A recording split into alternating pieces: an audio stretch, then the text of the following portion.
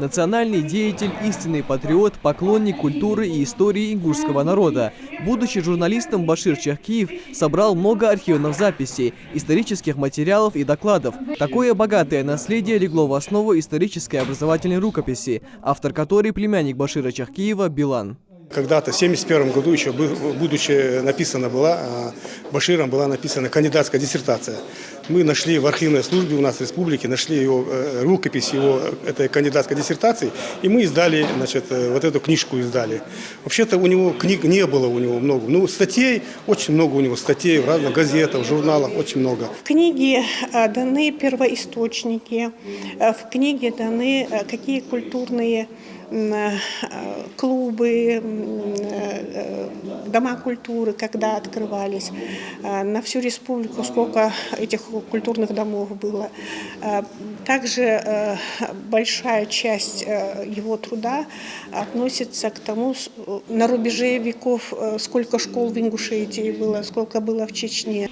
Башир Чахкиев родился 3 января 1938 года на пике начала Второй мировой войны. В 1944-м вместе с семьей был выслан в Алма-Атинскую область. Разлука с родиной и мысль о разобщении чеченского и ингушского народов стала стимулом желания сохранить нашу культуру, традиции и обычаи.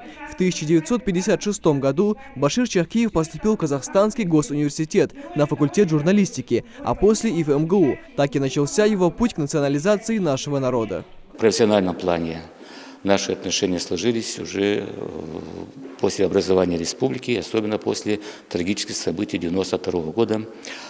Башир, именно по идее, по инициативе Башира, его усилиями, на самом деле, после издания закона образования Ингушской республики, одним из первых актов и одной из первых структур, созданных для Республики Ингушетия, это была государственная телерадиокомпания «Ингушетия». Это детище именно Башира Чахкиева.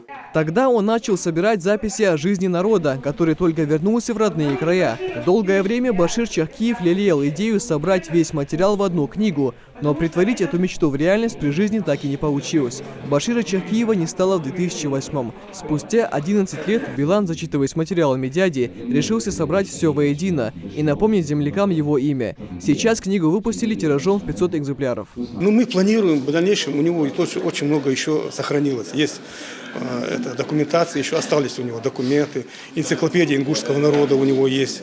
Вот это сейчас нам надо найти это дело, опубликовать надо. Большой труд у него есть. Вот.